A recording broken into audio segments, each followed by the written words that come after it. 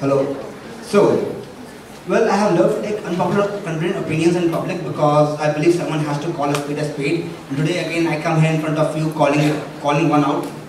I guess you will go away with some material more to hate me after this debate and to remember the student government to be. What I try to unpack is to show how publicly esteemed student government is incompetent at almost all levels it has positioned itself at and fails to uphold its objectives. So let's begin with some of the powers given to student government. As John Locke points out, the people cannot delegate the government the power to do anything which would be unlawful for them to do it themselves. In this spirit, I shall laud the first the Constitutional Assembly, as they have refrained from delegating any more power or tangible authority to the student government over an individual who is supposed to be the subject of student government than the individual himself, who has it inherently by being a member of the student body. In simpler words, Arush Pandey, being the president, holds the same clout as me in front of the admin in any arbitration. If I am capable of representing myself to the admin, then the mere existence of the various positions becomes futile.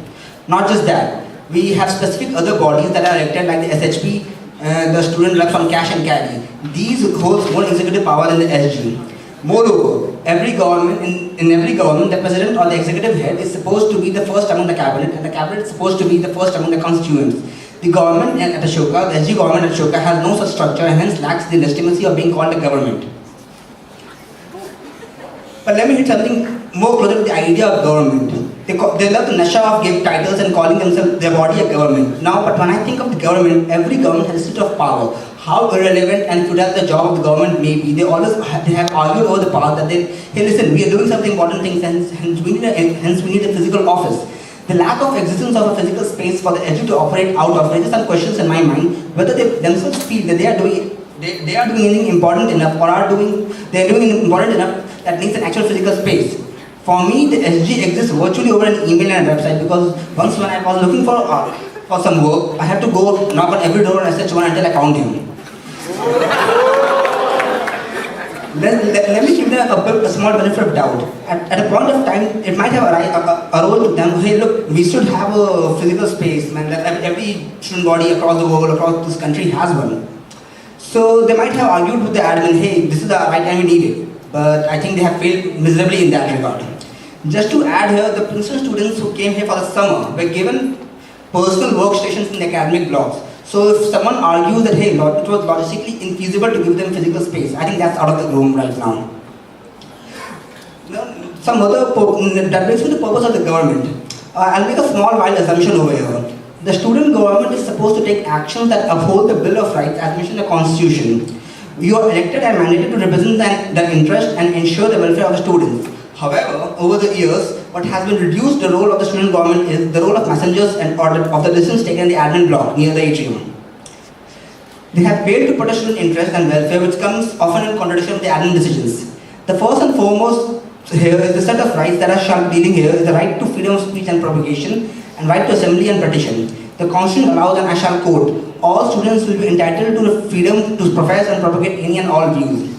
Well, we do have the freedom to profess and propagate any and all views, but however the most important medium that was given to students was taken back. The dear medium was our emails. All the communications need to be routed to the SG. It has been raised by members of the student body that, hey, some emails should not be sent which could be a sensitive matter. Now, since we don't have a definition of a sensitive matter, I am afraid SG can start censoring information. They shall say, look, this has been done to prevent spamming, but one woman spams another man's freedom of speech.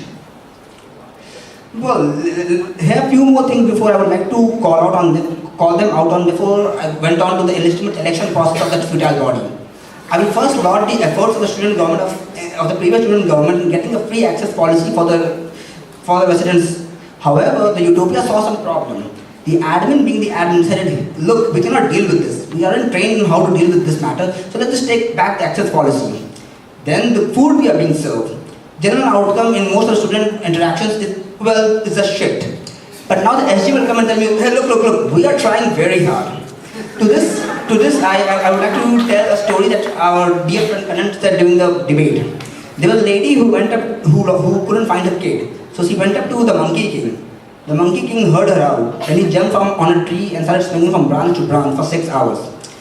Once His Majesty returned, he said, look ma'am, you tried very hard. But don't hold me accountable if your son is not found. Maybe next year we'll have another round of Mauryan debates, and the motion will be the tenure of the Monkey King was fucking catastrophe, and we can have Arish Pandey come and argue against that motion. I have covered enough ground in showing how illegitimate the government is. Now I'll try to do just in bringing out the incompetency of the government, but here's a small addendum to the election process that elects this body.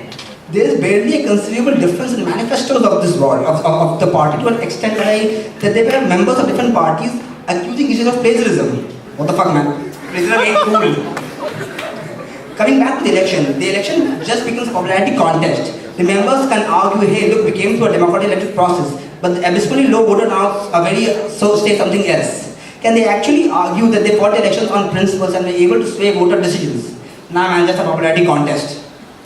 As of now, before I rest my point, I would like to bring Thomas Jefferson to this debate, which I think Spurs also brought at some point. Thomas Jefferson, in his inaugural address to Congress in 1801, said, "Sometimes it is that men cannot be trusted with the government of themselves. Can he then be trusted with the government of others?" Thank you.